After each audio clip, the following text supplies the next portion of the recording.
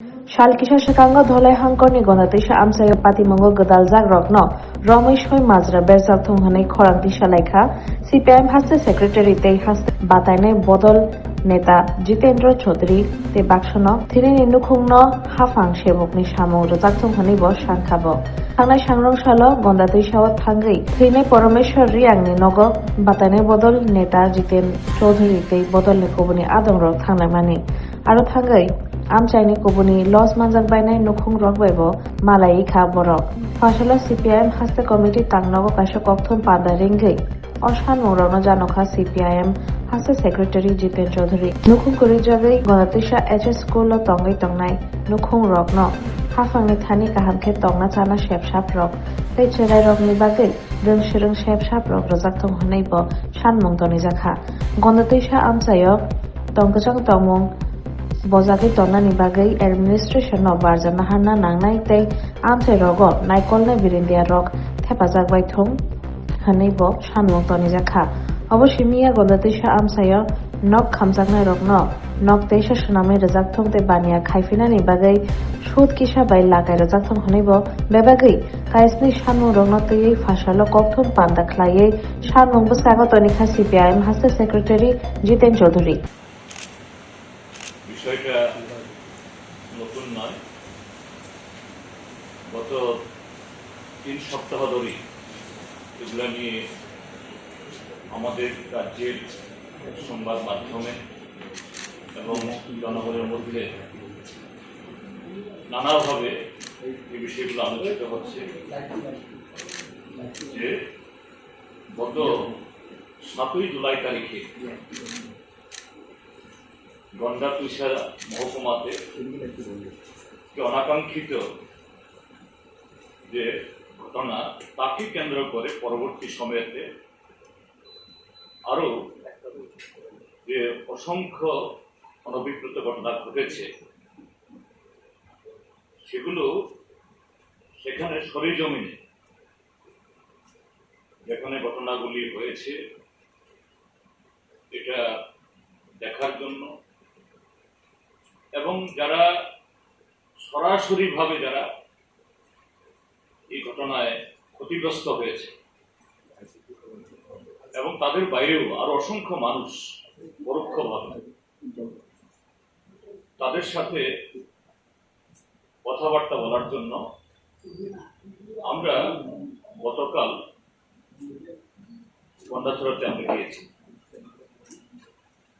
আমাদের টিমে ছিল, আমি ছিলাম সাথে, তার সাথে আমাদের পার্টির রাজ্য সম্পাদক মন্ডলীর সদস্য নরেশ জমাতিয়া, সুদন দাস, আমাদের এই দুজন এমএলএ সুদীপ সরকার, নয়ন সরকার এবং আরেকজন রামু দাস।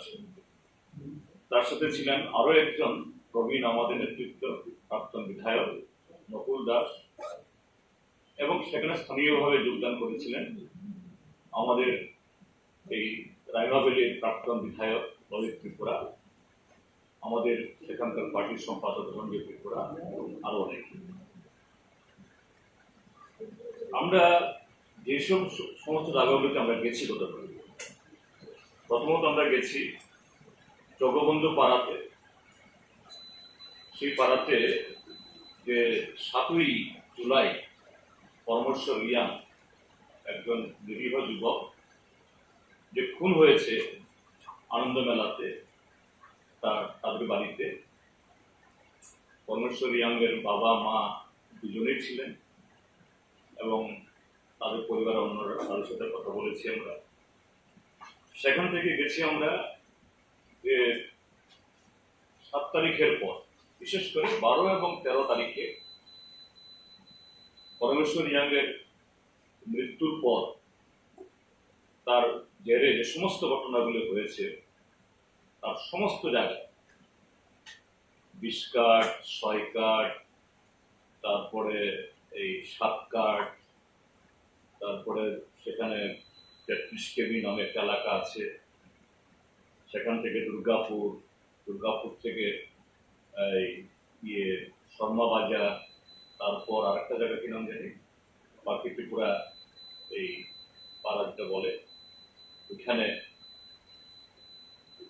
দুর্গাপুর, তারপর গন্ডাপিসা হায়ার সেকেন্ডারি স্কুল, যেখানে এই যাদের ঘর হারা, বাড়ি হারা, সম্পদ হারা এই পরিবারগুলোকে যেখানে রাখা হয়েছে সেই শিবিরে, এবং সর্বশেষ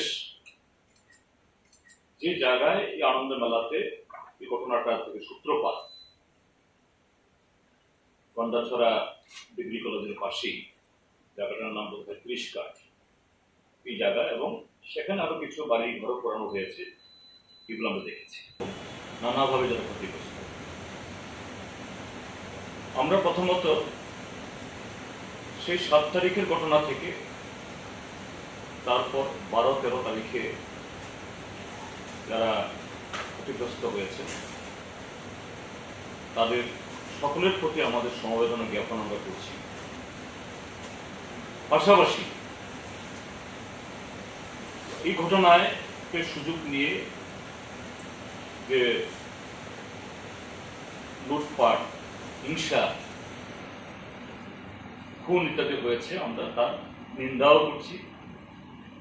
কেননা একটা দুর্ঘটনা ঘটতে পারে, এটাকে কেন্দ্র করে এই জাতীয় ঘটনা এটা মোটেই বাঞ্ছনীয় না। এখন এই ঘটনাগুলি কেন হলো বা তার প্রতিকার আমরা কি চাই, এটা বলার আগে আমরা কি দেখেছি আমি একটু সেখানে প্রত্যক্ষদর্শী হিসাবে আজকে গতকাল প্রায় এই 3 সপ্তাহ পর তার যে এই ধ্বংসলীলার যে জীবন্ত নিদর্শন যা দেখেছি আমরা একটু বর্ণনা করছি আপনাদের সামনে, যদিও ইতিমধ্যে নানাভাবে রাজ্যবাসী জেনেছেন প্রচার মাধ্যমের ইয়েতে, যে এখানে অগ্নিসংযোগ, লুট, এরকম কোনো ঘটনায় আমাদের রাজ্যে অতীতেও বহু জায়গাতে হয়েছে, কিন্তু এই ঘটনা যেন একটা নতুন, যে প্রথম বাড়িঘর লুট করা,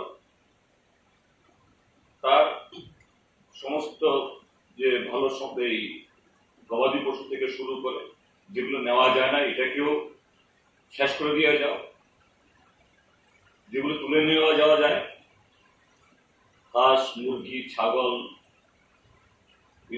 এগুলি লুট করা, বাড়িঘর ভেঙে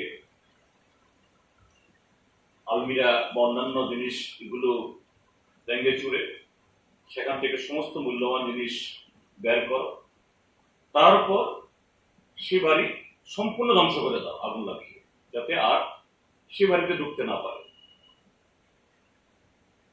তো সেখানে এই আমরা যা দেখেছি যে গৃহপালিত পশু রেহাই পায়নি, তারপর বাড়িঘর ধ্বংস হয়েছে, খুব সুন্দর সুন্দর বাড়ি, তার সাথে এই 4 হুইলার্স, 3 হুইলার্স এবং 2 হুইলার্স মিলে কমপক্ষে 15 থেকে 20টা তো হবে বা আরো বেশি হতে পারে, এগুলো হয় ভেঙে চুরে একদম চুরমার করে দিয়েছে অথবা আগুন লাগিয়ে দেওয়া হয়েছে। দোকান, ভালো ভালো দোকান যা লুট করতে পারতে করেছে, তারপর আবার আগুন লাগিয়ে দিয়েছে। তো এই হলো যে ধ্বংসের যে কি চিনার অর্থাৎ শুধু একটা প্রতিহিংসা মেটানোর জন্য একটা আগুন লাগিয়ে দিলাম, একটা ভেঙে দিলাম, তা নয়, যে সম্পূর্ণ তার ভোগ যাতে মাটিতে মিশিয়ে দেওয়া যায়, এই জাতীয় প্রচেষ্টা। আমরা এগুলো দেখার পর আমরা গেলাম এই রিলিফ ক্যাম্পে, গন্ডাপিসা হায়ার সেকেন্ডারি স্কুলে, যা দেখেছি এবং যা বর্ণনা শুনেছি। প্রথমত হলো যারা সেখানে এসেছেন প্রায় 150 পরিবার, তারা বলেছেন এরকম 165 পরিবার বলে, 65 পরিবার, প্রায় 400-র উপরে হবে। তাদের কিছুই আনতে পারেনি, কারণ তাদের বাড়ি ঘর সব পুড়িয়ে দেওয়া হয়েছে, একটা শুধু যে কাপড় পরেছেন এগুলো নিয়ে তারা এসছে। এখন বৃষ্টি বাদলের দিন, শিশু আছে, বৃদ্ধ আছে, বৃদ্ধা আছেন, তাদেরকে কোথাও অস্থায়ীভাবে রাখতে গেলেও একটু কাপড় চোপড় দিতে হয়। প্রশাসনের তরফ থেকে কিছু পলিথিন আর পাতলা কিছু দেওয়া হয়েছে। তো এই অবস্থায় কি করে সেই পরিবারগুলো বাঁচে? তো স্বাভাবিকভাবে শিশুরা, বয়স্করা এরা অসুস্থ হয়ে পড়ছে। দুবেলা কোন রকম খাবার মিলছে, এটা ঠিক, কিন্তু তাদেরকে দেখে এবং তাদের কথা শুনে যেটা মনে হয়েছে, শুধু দুবেলা খাওয়ানোটাই যথেষ্ট না। শিশু এবং বয়স্কা, রুগ্ন, এদের জন্য একটু বিশেষ খাওয়ার ব্যবস্থা করা দরকার, যতদিন না তারা সম্পূর্ণ যে তাদের জন্য নিরাপত্তা ব্যবস্থা এবং থাকার মতো উপযুক্ত এই পরিবেশ তৈরি করে তাদের ফেরত না পাঠানো যায়, এটা করা উচিত। তারপর একসাথে 4 শতাধিক লোক আছে। এখন পানীয় জল যে বাহিত রোগের প্রাদুর্ভাব হয় স্বাভাবিকভাবেই, এরকম কোথাও একসাথে বেশি দিন থাকলে একটা ফিল্টার নেই। ত্রিপুরা সরকার যারা সুশাসনের কথা বলছে, একটা ফিল্টারের ব্যবস্থা করতে পারেনি। তারপর স্কুলের অতিরিক্ত যে স্কুলে টয়লেট আছে ঠিক আছে, কিন্তু এতগুলো লোকের জন্য তো যথেষ্ট না। যেমন জল দরকার, তার সাথে এক্সট্রা স্যানিটেশন ব্যবস্থা দরকার, এটা করা হয়নি। তারপর এই মশারি দরকার, একটা মশারি দেওয়া হয়নি, কিছু এনজিও বোধহয় কিছু মশারি দিয়েছেন, দেওয়া হয়নি, বলছে মশার কামড়ে ম্যালেরিয়া হওয়ার উপক্রম।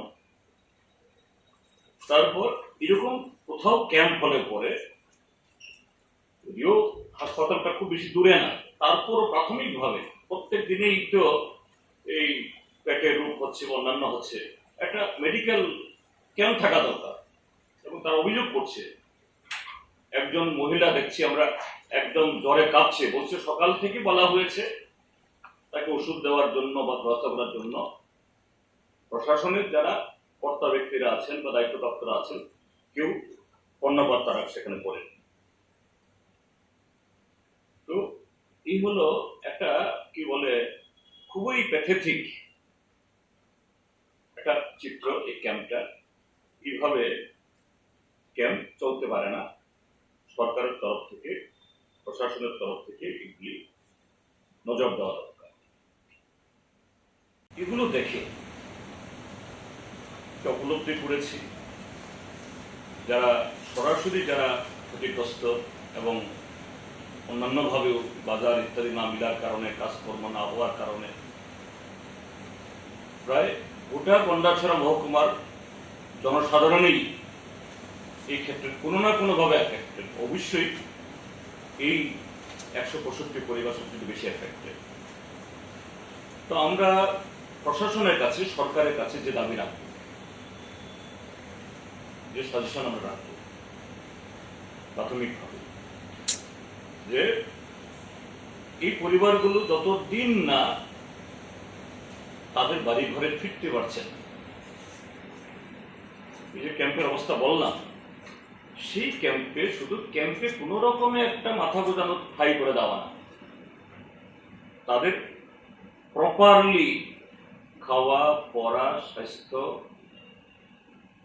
এবং সমস্ত কিছু মেনটেন করার জন্য, এমনকি যে সমস্ত শিশুরা যাদের স্কুল আছে, বালুবাড়ি আছে, তারাও যাতে টেম্পোরারিলি সে সুযোগগুলি পান।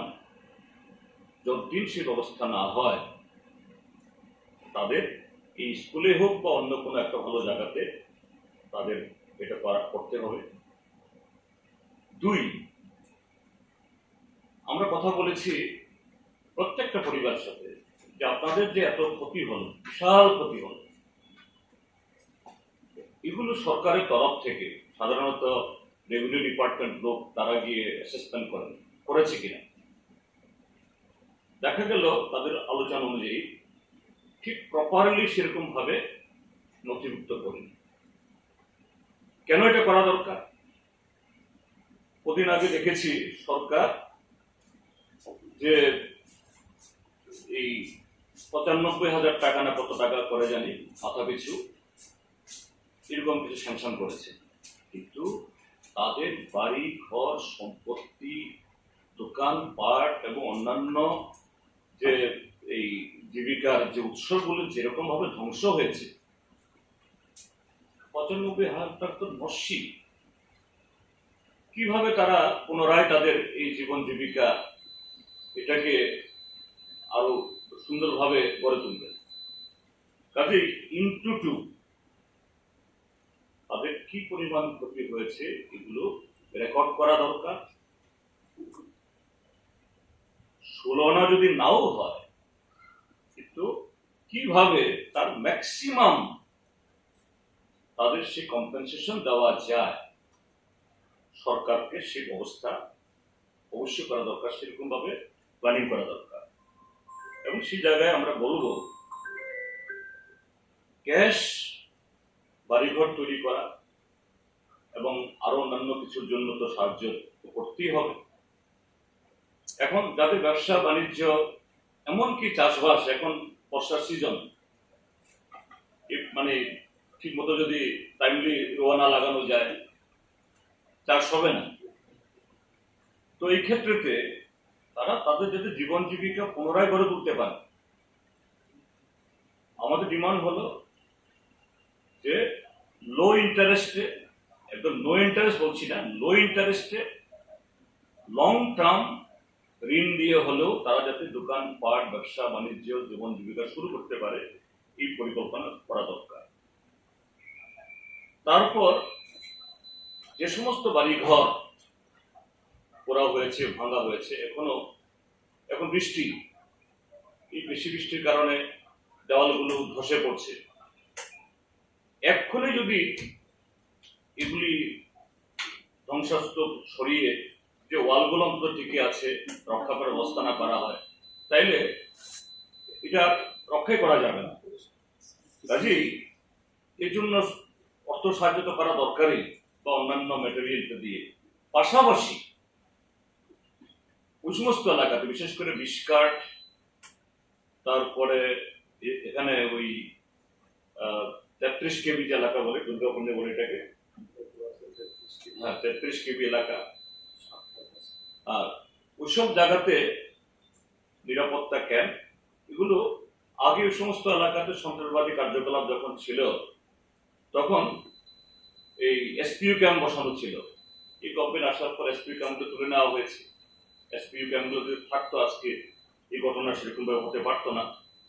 কাজে শুধু এসপিইউ দিয়ে হবে না, ওই জায়গাতে সেখানে ঠিক সেরকম এডিকুয়েট সিকিউরিটি অ্যারেঞ্জমেন্ট, যতদিন না সারা মহকুমাতে বা ওই এলাকাতে শান্তি সম্প্রীতি সেরকম পরিবেশ ফিরে না আসে, এটা করা দরকার।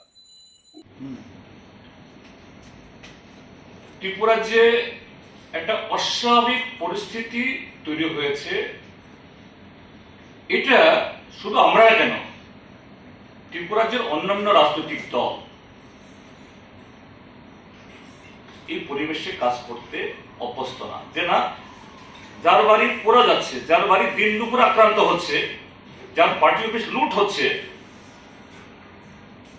তারাই আবার আসামি হচ্ছে, পুলিশ তাদের বিরুদ্ধে অ্যাকশন নিচ্ছে, আর যারা আক্রমণকারী এরা বহাল তবিয়তে।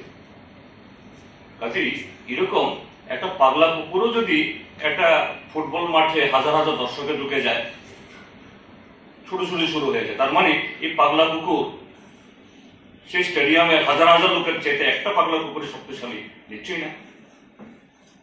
That was for the time being. আজকে টাইম বিং এরকম একটা ফেসিস্টিক একটা পরিবেশ তৈরি করেছে, এটা এখন মানুষ তার মোকাবেলা করছে। যেমন এবারের ত্রিস্তর পঞ্চায়েত নির্বাচনের কি বিপ্লব দেব 96% আসন দখল করেছিল বিনা ইয়েতে।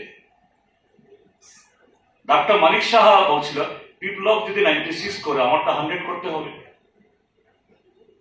এবং এটা গোপনে নয়, প্রকাশ্যে ঘোষণা দিয়েছে 100% আসন জিততে হবে।